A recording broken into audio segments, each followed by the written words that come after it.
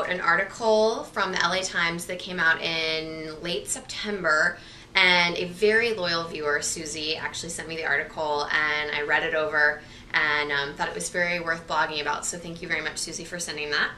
And the article's about how the actual prevalence of the disease is growing kind of exponentially, and that many people are being diagnosed as adults, which much later in life, which people thought initially was not something that would happen.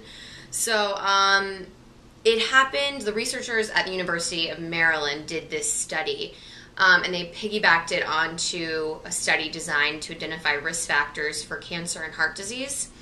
Participants provided health information and blood samples in 1974 and then again in 1989. And the researchers actually tested those blood samples for the markers of celiac disease, and they found that 7 of them had the condition in 1974, and none of them had been diagnosed. And by 1989, the number of cases had risen to 16, and only 1 of the people was diagnosed. So they're saying basically the overall prevalence of the disease has doubled from 0.21% to 0.45%. And at least 2 people were diagnosed after the age of 50. And to quote Dr. Alessio Fasano, he says in the article, "I was shocked."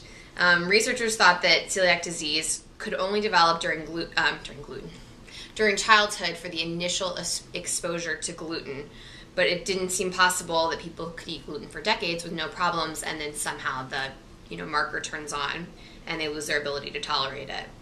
A quote from the article says, "What has changed in the environment in the last 30 years, Fasano said. We have more antibiotics, more vaccinations, bioengineered food, chemicals we haven't been exposed to, and pollutants that haven't been around in the concentrations that we have now." So I think that, again, people don't really know why it's caused, especially why it's happening so late in life, but I think that's a very good point for what could be happening. And in other recent news, Dr. Fasano, actually maybe a couple days ago, maybe a week ago, was given a donation of $45 million from a grateful patient and her husband. And it says, Fasano said the money will be used to create a first-of-its-kind institute that could eventually employ up to 200 doctors and researchers.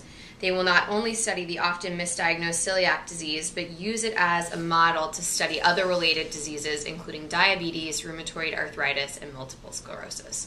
So that is awesome news. I don't have any info on time when, building, whatever is going to happen, but this was very recent and very exciting news for things to come for us in this gluten-free community. I'm going to link the original LA Times article on the blog, and I hope everyone's doing well out there. As always, it's from Have Not to Having Gluten-Free Dining.